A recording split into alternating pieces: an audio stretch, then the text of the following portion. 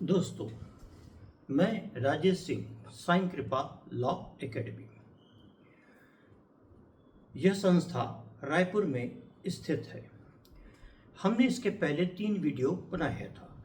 आज हम संविधान के आर्टिकल 72 यानी राष्ट्रपति के क्षमादान यानी जो क्षमा की जो शक्तियां हैं उस पर एक शॉर्ट वीडियो बना रहे हैं। तो दोस्तों, आप जो तैयारी कर रहे हैं उन्हें यह ज्ञात होना चाहिए कि जो क्षमादान की शक्तियां हैं ये स्टेट में गवर्नर यानी राज्यपाल को आर्टिकल 161 के तहत है और प्रेसिडेंट राष्ट्रपति को 72 के तहत है। और 72 के तहत राष्ट्रपति जो क्षमादान है बोलता है कि सेना न्यायालय यानी कोर्ट ऑफ मार्शल के जितने सब्जेक्ट हैं उस पर। फिर दूसरे में बोलता है केंद्र सूची। केंद्र सूची इसका जिक्र जो है आर्टिकल 246 में किया गया है, आर्टिकल 246। और आर्टिकल 246 का जब अध्ययन करते हैं तो वहां पर यह बोलता है कि जो 7th शेड्यूल है, तो 7th शेड्यूल में, ठीक है ना, 3 प्रकार की लिस्ट का जिक्र है। बोलता है कि पहला सेंट्रल लिस्ट, दूसरा कॉन्करेंट लिस्ट और तीसरा स्टेट लिस्ट।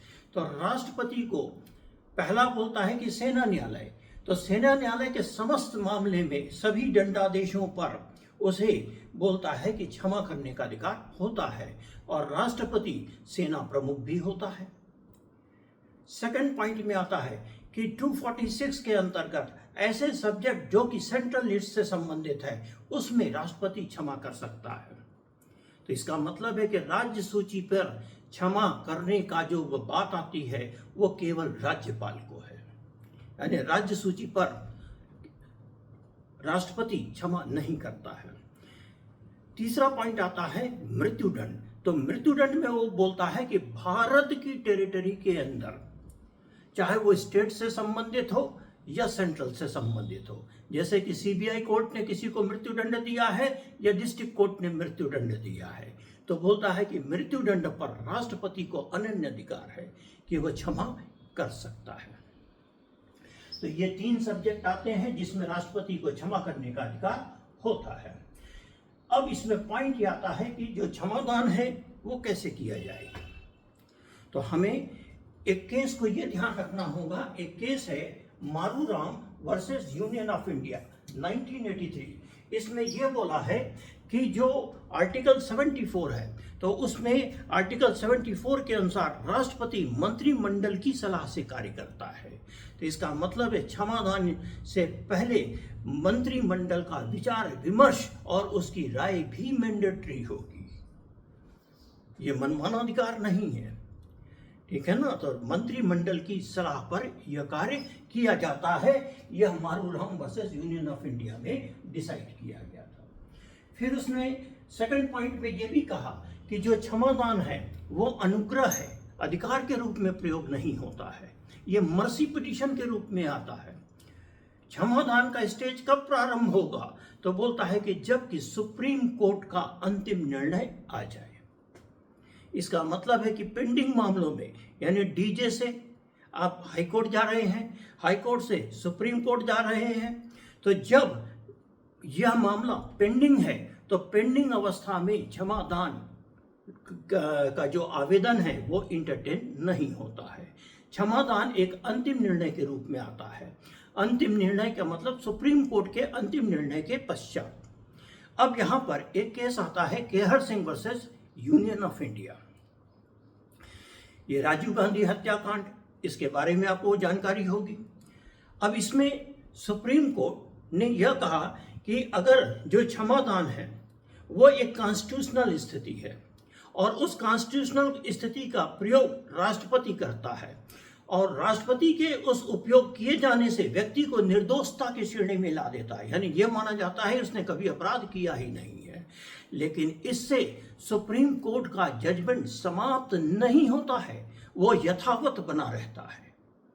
केवल जो कॉन्स्टिट्यूशनल स्थिति की वजह से उस व्यक्ति को छोड़ा जाता है। पॉइंट क्लियर हुआ। यानी जो क्षमादान है सुप्रीम कोर्ट के जजमेंट को, अंतिम निर्णय को निरस्त नहीं करता, सस्पेंड नहीं करता। सुप्रीम कोर्ट का जजमेंट अपनी जगह है, वो यथावत बना रहेगा और उसके ऊपर ये क्षमादान की शक्तियां हैं। फिर क्षमादान में वो बोलता है कि क्षमादान किसमें, तो बोलता है कि किसी भी अपराध में, यानी सेना न्यायालय का कोई भी अपराध हो, संघ सूची से संबंधित कोई कानून है, कोई भी अपराध हो उसमें, और राज्य वाले मामलों में बोलता है राज्य और केंद्र के मामले में मृत्युदंड क्षमादान किया जाएगा।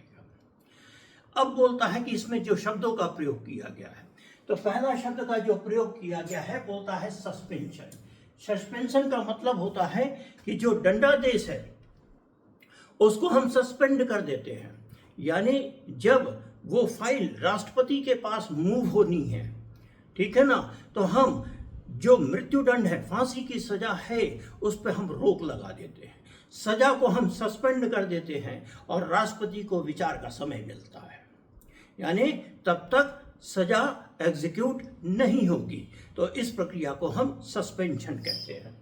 दूसरे में बोलता है परिहार कर देना। परिहार का मतलब बोलता है रिमिशन, रिमीट करना। तो सबसे पहले परिहार शब्द का मतलब समझिए कि परिहार का मतलब होता है कि सजा में कमी कर देना, लेकिन उसके बोलता है कि प्रकृति में, नेचर में परिवर्तन न करना।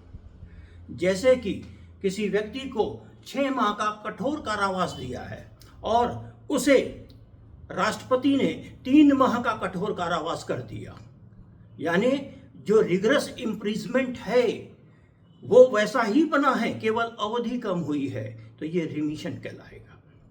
फिर बोलता है कम्यूट कर देना। कम्यूट में हम सजा की अवधि को भी कम कर सकते हैं और साथ में उसके नेचर को भी परिवर्तित कर देते हैं।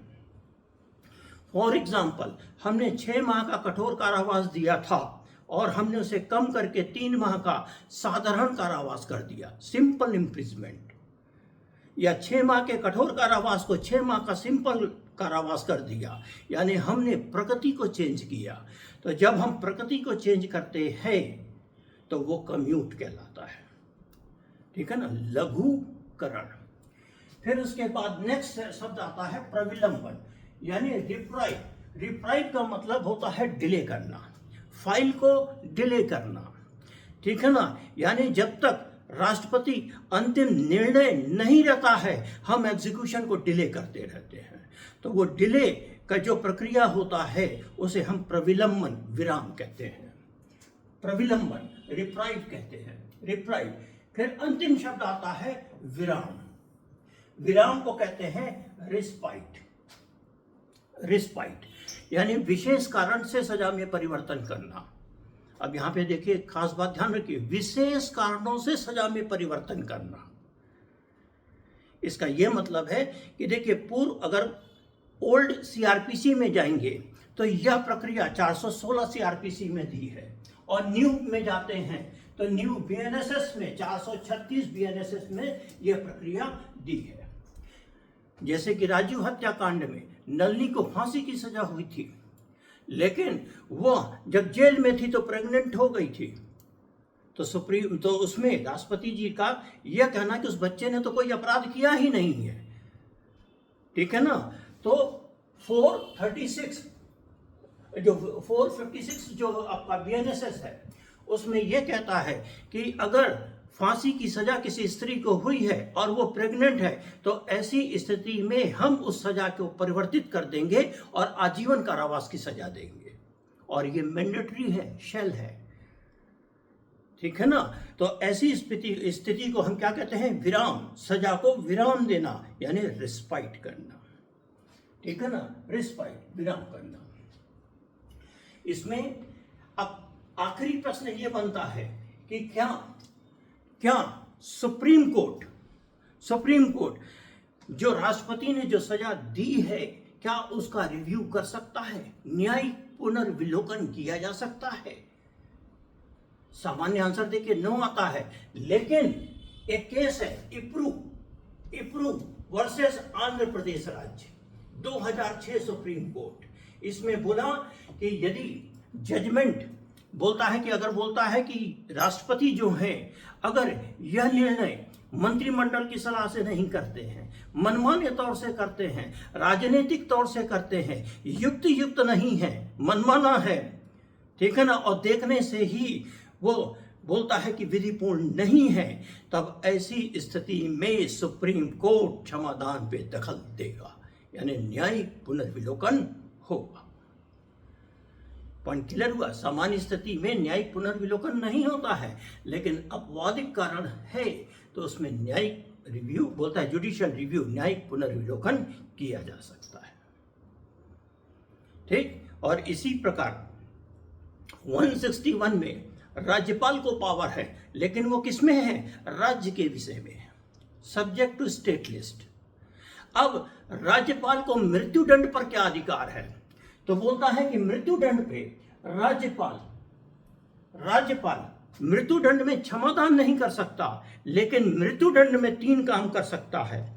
पहला, उसको सस्पेंड कर सकता है, यानी फाइल जब तक राज्य से आपका राष्ट्रपति के पास जा रही है तब तक वो एग्जीक्यूशन को डिले कर सकता है। दूसरा, परिहार कर सकता है, यानी रिमिशन कर सकता है। और तीसरा, लघुकरण यानी कम्यूट कर सकता है। यानी ये मृत्युदंड में ये 3 पावर है, राज्यपाल को ये 3 पावर है, लेकिन मृत्युदंड को क्षमा नहीं कर सकता, लेकिन सस्पेंड कर सकता है, परिहार कर सकता है, लघुकरण कर सकता है। तो दोस्तों, ये एक शॉर्ट वीडियो आपके प्री में उपयोगी होगा, इसे ध्यान से पढ़ें, और कोई बात हो तो जरूर कमेंट में लिखें, तो मैं उसको सॉल्व करूंगा। Thank you.